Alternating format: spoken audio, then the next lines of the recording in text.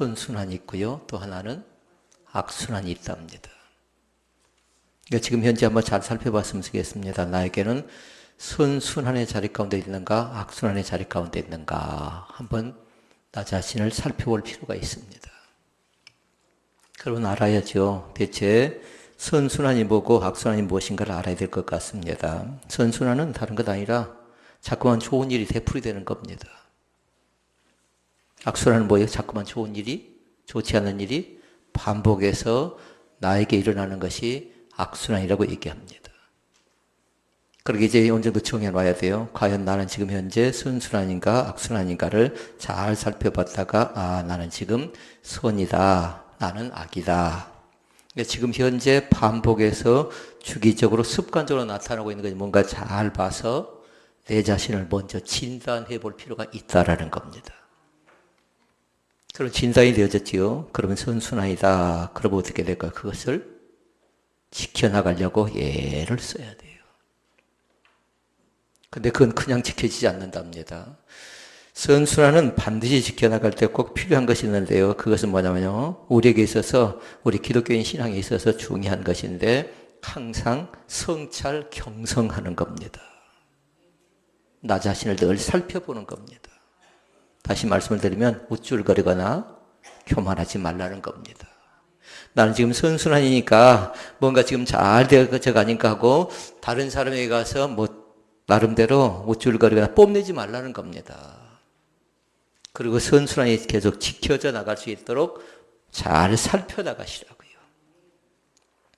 악순환은 그렇게 얘기했죠. 반복적으로 나쁜 현상이 자꾸만 생겨나는 것, 그거 얘기했는데요. 사람들에게 물어보니까 그렇게 얘기합니다. 내가 어쩌다 그 일을 해가지고. 악순환이 반복된 사람들에게 나타나는 현상이에요. 그래서 또 얘기합니다. 내가 어쩌다 그 사람을 만나가지고, 내가 어쩌다 그곳을 가가지고 내가 이렇게 됐을까. 그러면서 얘기하기는 뭐라고 하냐면, 내가 그때 그 일을 하지 않았다면 얼마나 좋았을까. 내가 그때 그 자리에 나가지 않았다라면, 내가 그때 그 사람을 만나지 않았다라면 얼마나 좋았을까 하고 탄식하는 경우, 그것이 뭐냐면요. 그것이 악순환이라고 얘기할 수 있겠습니다. 그러니까 그 사건, 그 상황, 또 그 사람, 또 그 일. 처음엔 그걸 잘 몰랐지요. 그곳만 가면 좋을 줄 알았고, 그 자리만 들어가면 은혜가 될 줄 알았고, 그 사람을 만나면 모든 것이 순탄하고 모든 것이 잘 되어져 갈 줄 알았는데, 그때 그 자리, 그 사람을 내가 만나지 않았다면 그 아쉬움을 가질 때가 많이 있죠. 그래서 잘못된 씨앗은 그 씨앗 하나가 문제가 되어져서 나중에 엄청난 재앙을 가져올 수 있습니다. 그러니까 지금 현재 내 마음속에 어떤 씨앗이 꿈틀거리나 잘 보시라고요. 죄악의 씨앗인가, 그렇지 않으면 선의 씨앗인가, 악의 씨앗인가 잘 보라고요. 악순환은 다른 것 아니죠. 미움, 다툼, 시기, 질투가 계속 내 마음속을 짓누르고 있는 겁니다. 선순환은 다른 것 아니라 사랑하는 마음, 지혜스러운 마음, 감사하는 마음, 넉넉히 주고 싶은 마음 자체가 뭐냐면요. 선순환이라고 얘기할 수가 있겠습니다. 그러니까 기록한 사람은 이 시간 점검해야 돼요. 지금 현재 나의 마음은 어떤 마음인가? 선순환의 마음인가? 악순환의 마음인가? 악순환이라고 하면 어떻게 그 고난과 난관을 잘 극복해서 어디로 바꿔가야 돼요? 선순환으로 역전시켜 나가는 귀한 날의 우리 가운데 있기를 주의 이름으로 축원을 드립니다. 사브라였던 가정의 얘기를 들었습니다. 이것저것 다 어려워져 갑니다. 그러면서 그분이 그렇게 표현했습니다. 나만 버티고 견디면 괜찮을 것을 생각했는데 완전히 우리 가정은 부서지고 무너졌다라고 표현하는 걸 볼 수 있었습니다. 굉장히 잘 나가는 가정이었거든요. 나름대로 입찰하면 일들을 많이 따서 일들이 잘 진행되어져 가는 그런 과정이었는데 그 한 사람만 잘 버티면 또 그 고비만 잘 넘기면 될 줄 알았는데 그 고비를 넘기지 못해 이렇게 됐다라고 얘기할 때 무지 아쉬웠습니다. 그래서 제가 그분께 그렇게 얘기했습니다. 잘 되었을 때 그때 어떻게 했습니까? 물어보니까 그때 정신 챙기지 못했다라는 겁니다. 경제적 여유가 있었습니다. 그러니까 모든 사람들 주변에 많이 있었습니다. 그런데 자기 자신 사업에 완전히 바닥을 헤매니까 사람들마저도 전화를 잘 받아주지 않더라는 겁니다. 그러면서 이제 저는 완전히 고립되었습니다. 라고 얘기합니다. 자, 여기서 하나 물어보십시다. 신앙생활이 대체 무엇이라고 생각하십니까? 한마디로 얘기하면요, 그렇게 정리를 딱 해놨으면 좋겠습니다. 예수 그리스도를 점점 더 닮아가는 것이 신앙생활이라고 정리해놔도 괜찮겠습니다. 이것을 기독교용어로 뭐라고 할까요? 점점 더 예수를 닮아간다. 이것이 다른 것 아니라 성화라고 얘기합니다. 성화. 우리의 모습이 성화될 때 나타나는 반응이 있어요. 세 가지 반응이 나타나는데요. 하나는 더욱더 거룩해져 간대요. 그리고 또 나타나는 반응은 뭐냐면요, 이제 믿음 자체가 아름다워져 갑니다. 그리고 성화가 뭐라고 했어요? 예수 그리스도를 점점 더 닮아간다고 했죠. 예수님을 닮아가는 겁니다. 그러니까 사람을 평가하는 기준, 신앙생활을 평가하는 기준, 믿음을 평가하는 기준은 그것만 보면요, 금방 알 수가 있어요. 아, 저 사람의 모습이 거룩해져 간다. 그리고 아름다워져 간다. 예수를 점점 더 닮아져 간다. 그럼 믿음이 좋은 사람을 생각하면 돼요. 그런데 믿는 것 같기도 하고 안 믿는 것 같기도 하면 그 사람은 성화된 삶을 살 수가 없는 겁니다. 그렇게 시험 말씀을 들을 때에 그 악순환의 고리가 대체 무엇인가 봐서요, 이제 결정, 결단, 결심하지 않으면 안 돼요. 그러니까 오늘 그 말씀 자체는 나는 지금 현재 선순환이다라고 생각한 사람들을 중심으로 한 말씀이 아니라 내가 지금 현재 나도 악순환의 고리를 끊어야 될 과정 가운데 있는 사람이라고 생각하고 말씀을 듣는다면 훨씬 더 은혜가 깊어져 갈 줄로 믿습니다. 그러니까 어거스틴 사람은 그렇게 얘기했습니다. 신앙이란 거룩한 습관을 들여가는 것이다 라고 얘기했어요. 그러니까 습관은 굉장히 무서운 겁니다. 그러니까 습관은 우리의 인격을 형성할 뿐만 아니라 인격은 우리의 생애를 좌우해요. 나쁜 습관이 좌우해버리겠죠. 그러면 그거 자체가 악순환의 고리니까 그것을 과감하게 끊어야 거룩하고 좋은 습관을 만들어갈 수가 있는 거죠. 오늘 책 제목이 뭔가요? 사사기. 지난주에 말씀드렸죠?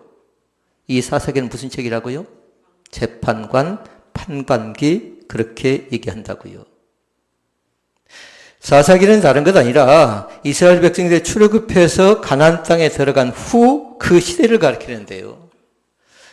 좀 더 정확하게 얘기하면 모세가 죽고 났지요. 그리고 이스라엘 초대왕이 누군가요? 사울이죠. 왕정 시대가 시작되기 전까지의 그 사역을 가리켜 사사시대라고 얘기합니다. 왕이 없을 때입니다. 그러니까 하나님의 대리자로서 이스라엘 통치하던 사람들이 누구냐면 사사였어요. 그들에겐 권한이 있습니다. 정치의 권한도 있고 종교의 권한도 있는데요. 아버지가 사사라고 해서 아들이 대물림 되는 건 세습의 체계는 아니었어요. 그러니까 하나님이 누구를 언제 어느 때 임명할지 그건 알지 못합니다. 그러나 사사시대의 특징을 잘 보라고요. 암흑시대예요. 그 이유가 있습니다. 그것은 뭐냐면요. 7절 말씀에 보니까 그들 자신들이 한 것이 한 가지 있는데요. 그건 뭐냐면 하나님을 배반해요. 그리고 그들이 한 것이 있습니다. 뭐 하냐면요. 바알신을 섬기고 아세라신을 섬기고 우상을 섬깁니다. 그러니까 그때는 암흑시대라고 했는데 영적으로 도덕적으로 타락한 시대가 언제냐면요. 바로 사사시대라고 얘기할 수 있겠습니다. 우리도 한번 잘 살펴보자고요. 나는 지금 현재 사사시대를 걷고 있는 건 아닌가, 암흑시대를 살아가고 있는 것 아닌가, 우상을 섬기고 영적으로 도덕적으로 피폐한 그런 삶을 살고 있지 않는가를 잘 점검해 보라는 얘기입니다. 그러니까 그 시대는 제약의 악순환 그것이 계속해서 반복적으로 나타나는데 이 시간 그것이 고리로 가면 이제 어떻게 해야 돼요? 그 고리를 과감하게 끊어버리는 귀한 축복의 역사가 나타나시기를 주의 이름으로 축원을 드립니다. 자, 그러면 두 가지 말씀을 봅니다. 첫째는 제약의 악순환입니다. 이스라엘 백성들에게 계속해서 반복적으로 나타나는 그 악순환의 패턴을 보니까 세 가지로 나타나요. 하나는 뭐냐면 범죄합니다. 범죄. 그러니까 사람들이 가정에 나타나는 문제를 보니까 그 범죄의 모습을 보고 또 그렇게 얘기합니다. 또 저 사람의 성격이 나온다고. 또 저 사람의 잘못된 습관이 나온다고. 또 잘못된 저 품성이 나온다고. 또라는 얘기가 나오지요. 그런데 이스라엘 백성들이 나타나는 반응 가운데 7절 말씀 잘 보실래요? 7절. 같이 읽어볼까요? 이스라엘 자손이 여호와 목전에 악을 행하여 자기들이 하나님 여호와를 잊어버리고 바알들과 아세라들을 섬긴지라. 아멘. 자, 잘 보셔야 돼요. 그들이 여호와 목전에 뭘 했어요? 악에다 동그라미 딱 해놨으면 좋겠어요. 악을 행한 사람은 거기에 그치지 않습니다. 반드시 뭐냐면 나오고 있는 반응이 한 가지 있어요. 하나님 여호와를 잊어버린다. 그리고 여러분 책에다 싹 써놓아야 돼요. 그렇지 않으면 줄을 거기다 딱 그어놓으시라고요. 악을 행한 사람의 특징은 다른 것 아니라 하나님을 아버지로 인정하지 않고 잊어버린다라는 거예요. 하나님이 계시지 않는 것처럼 행동한다라는 겁니다.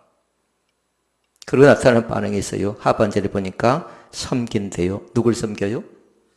우상들을 섬긴답니다.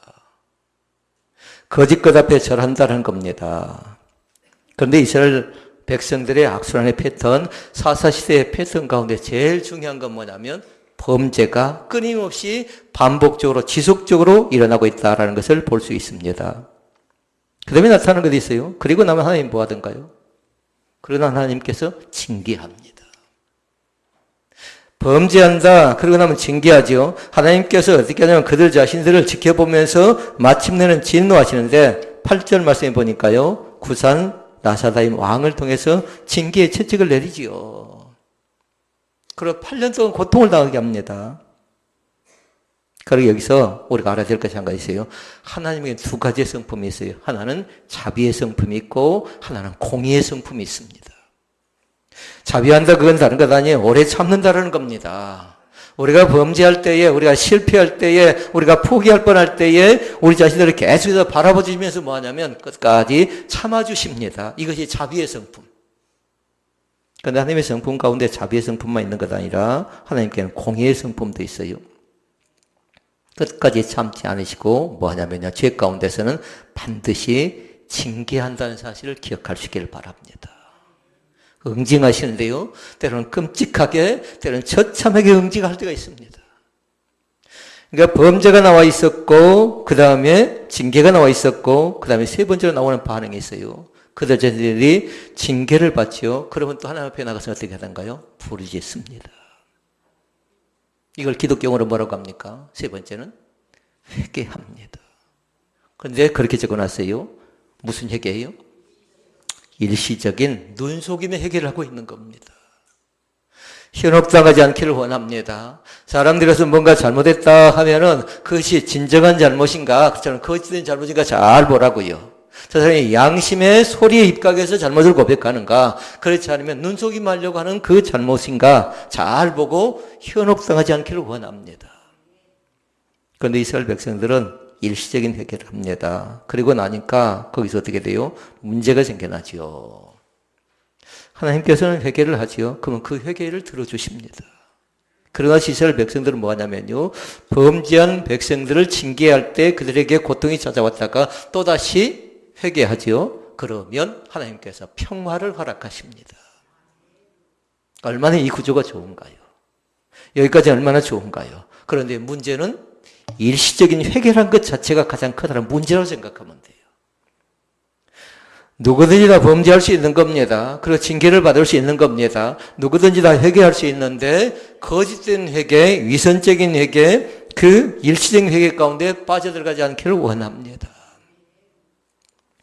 하나님께는 다 모든 것을 알고 계십니다.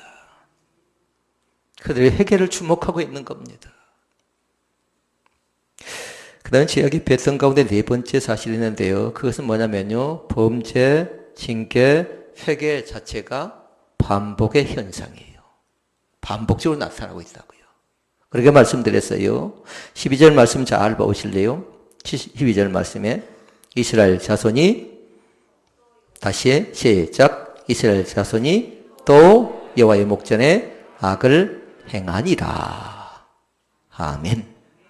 여러분 책에다가 또를 세 번 적어라고 세 번. 화가 날 때, 속상할 때에 사람과 사람 사이에서 뭔가 속상할 때 뭐라고 합니까? 또라고 얘기할 때가 있지요. 또 저런 현상이 생겨난다고, 또 저런 습관이 나타난다고, 그러지 않겠다고 다짐하고 고백하고 약속하고 했던 사람이 또라는 얘기를 할 때가 우리가 얼마나 많이 있던가요? 심각한 것입니다. 이것을 잘 보라고요. 과연 나에게는 끊임없이 반복되는 그 또라는 것이 없는가를 잘 보라고요. 혹시 있다면 이 시간 진정한 마음으로 회개하는 귀한 축복의 역사가 나타날 수 있기를 주의 이름으로 축원을 드립니다. 이것이 제약의 악순환이고요. 그러면 두 번째 말씀은 뭐냐면요. 다른 것 아니라 악순환의 고리를 끊으라는 겁니다. 아멘을 크게 했으면 좋겠습니다. 나에게 주어진 악순환이 있는데 그것을 끊지 않으면 계속해서 우리는 아까운 데에 빠져서 계속 힘들고 어렵고 고통스럽고 견디기 어려워서 눈만 감으려고 해도 계속 그 사건이 생각나고 그 사람이 생각나고 그 상황이 생각나고 왜 저럴까?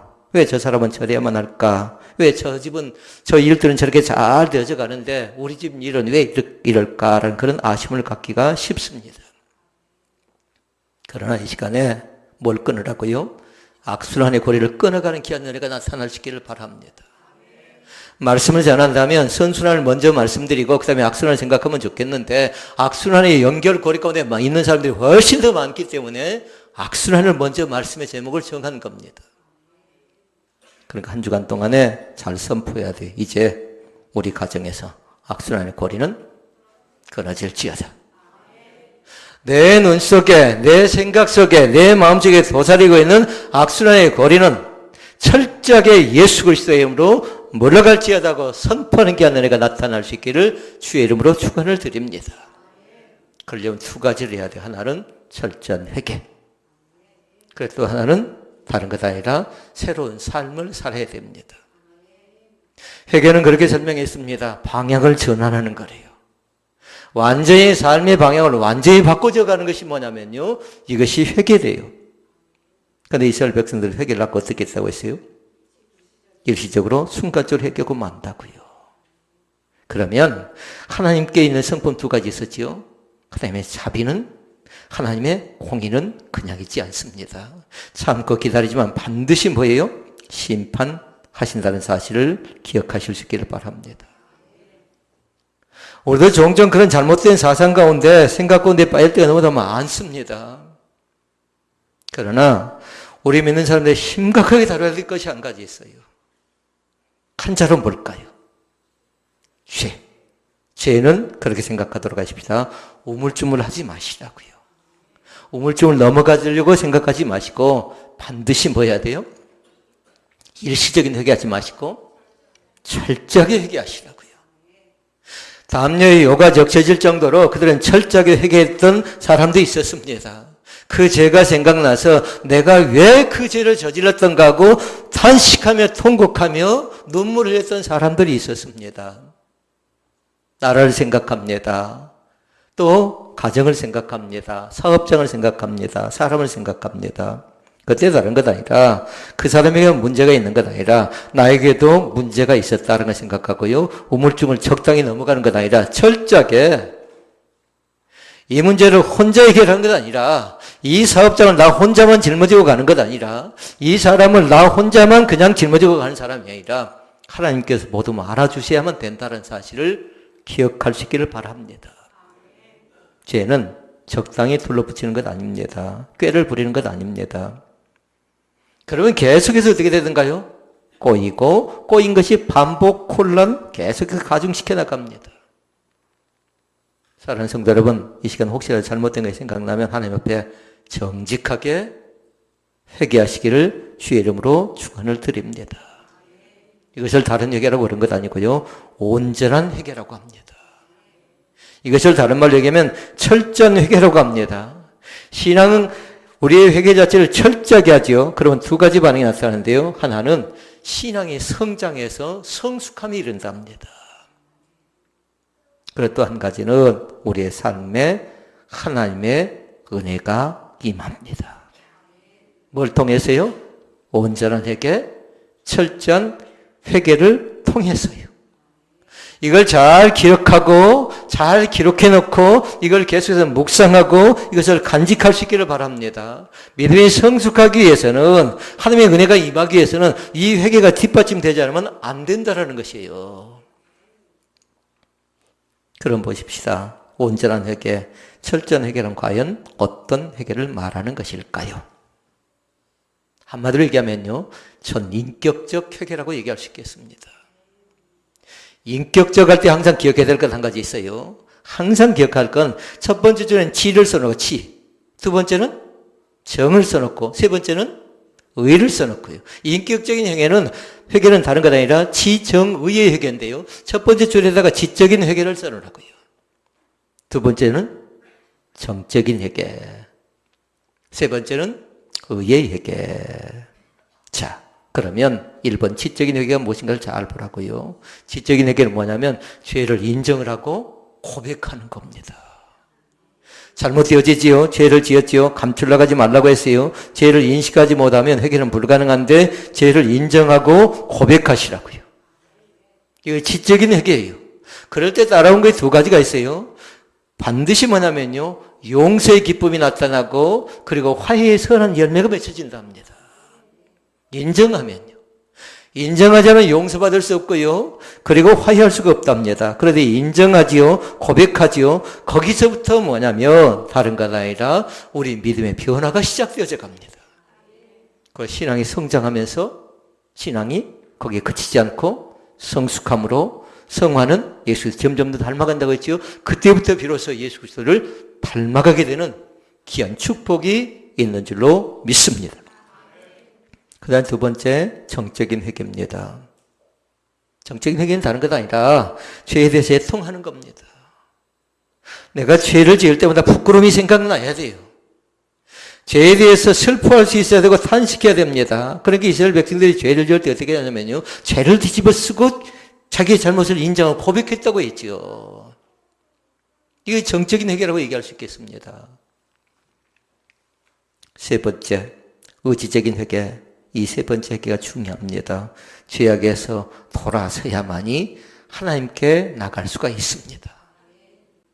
대부분 사람들이 바로 이 지적인 회개 가운데 나갑니다. 그리고 정적인 회개 가운데 나갑니다. 그런데 의지적인 결단이 부족해서 나름대로 망설이고 또 되풀이되는 경우들이 상당히 많이 있습니다. 자, 오늘 말씀 잘 기억할 수 있기를 바랍니다. 회개의 본질적인 의미가 무엇인가를 다시 기억하자고요.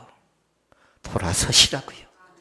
이제 그 길 가면 안 된다라는 겁니다. 이제 그렇게 해서는 안 된다라는 겁니다. 당신은 그 사람 만나면 안 돼. 당신은 그 길 가면 안 돼. 왜? 믿음의 사람이니까, 하나님의 사람이니까.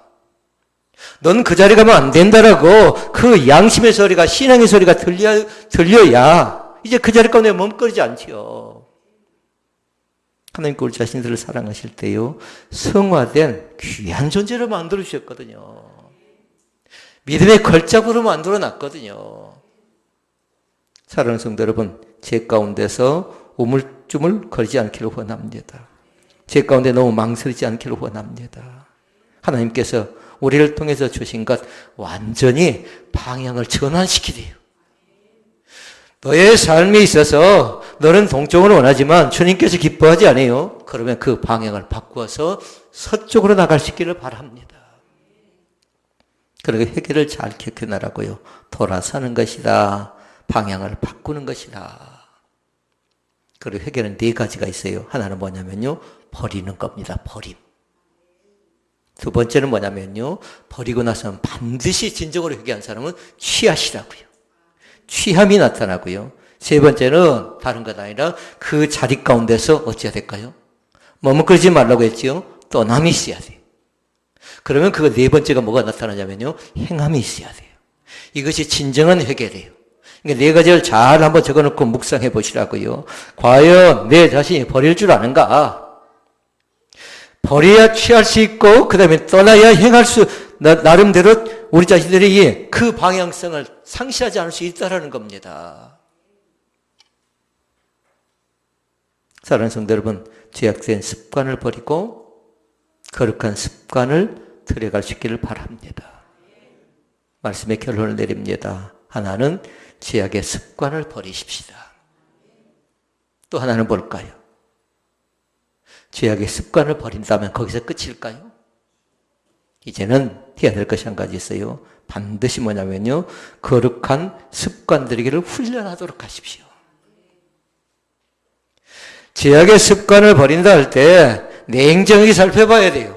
이것이 죄인가 아닌가? 이것이 하나님이 기뻐하는가 기뻐하지 않는 것인가? 이것이 내 유익인가? 공동체를 유익인가? 잘 살펴봐세요. 냉정하게 분석하고 살펴보는 것이 먼저 필요한 거죠. 신앙생활도 똑같습니다. 과거의 잘못이나 습관을 얼마나 철저하게 끊어버리는가에 따라서 성숙과 변화가 나타나는 겁니다.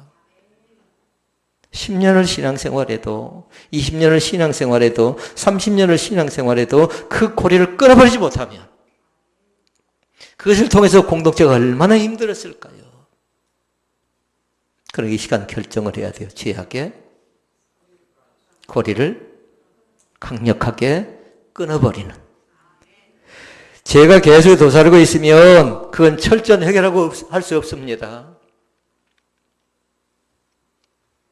하나님의 말씀으로 나 자신의 모습을 비춰보고 악한 모습을 깨뜨려버리고 때로는 태울 건 태우고요, 제거할 건 제거하는 귀한 축복의 역사가 나타날 수 있기를 바랍니다. 그것을 뭐라고 하냐면 파괴래요. 파괴. 죄악을 깨뜨리고 죄악을 완전히 부셔버린 것을 파괴로 가는데 그 파괴는 다른 것 아니에요. 거룩한 파괴라고요. 그러니까 시작하자고요. 오늘 우리 가정에서 시작하고 내 마음에서 시작하고 내 생각에서 시작하고 이 거룩한 파괴가 어떻게 나타나는가에 따라서 하나님께서 우리 가운데 역사해 줄 줄로 믿습니다. 파괴되지 않으면요, 깨뜨리지 않으면요, 떠나지 않으면요, 결단코 하나님의 역사는 나타나지 않습니다. 그러기 시간 거룩한 파괴라는 그 음성이 들릴 수 있기를 바랍니다. 자, 이제 거룩한 습관을 잘 들이자고요.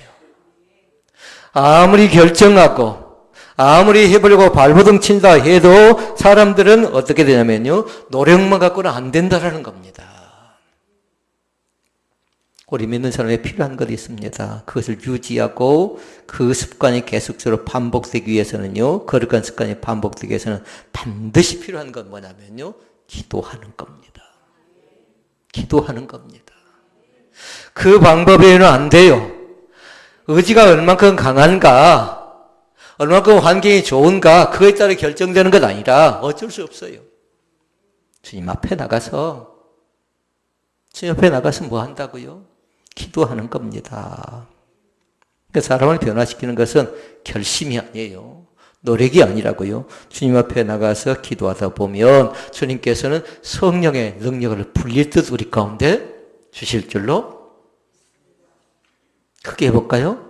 성령의 능력을 강력하게 나에게 부어 주실 줄로 그 은혜가 있기를 원합니다. 주님이 부어 주시라고 약속하셨어요.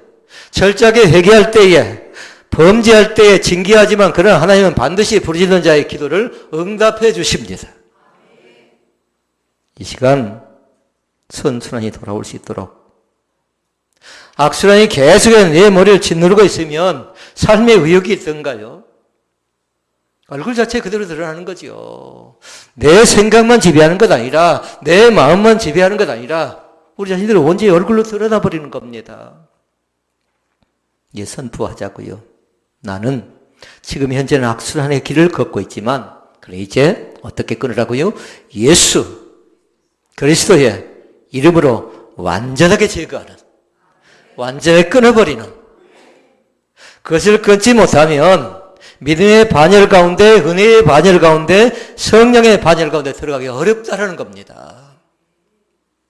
오늘 말씀을 통해서 새롭게 주님을 향한 거룩한 비전이 생겨날 수 있기를 바라고요. 그리고 끊게 되면, 떠나게 되면 우리 주님께 주신 거룩한 은혜의 불길이 또다시 타오를 줄로 믿습니다. 기도하시겠습니다. 은혜로우신 아버지,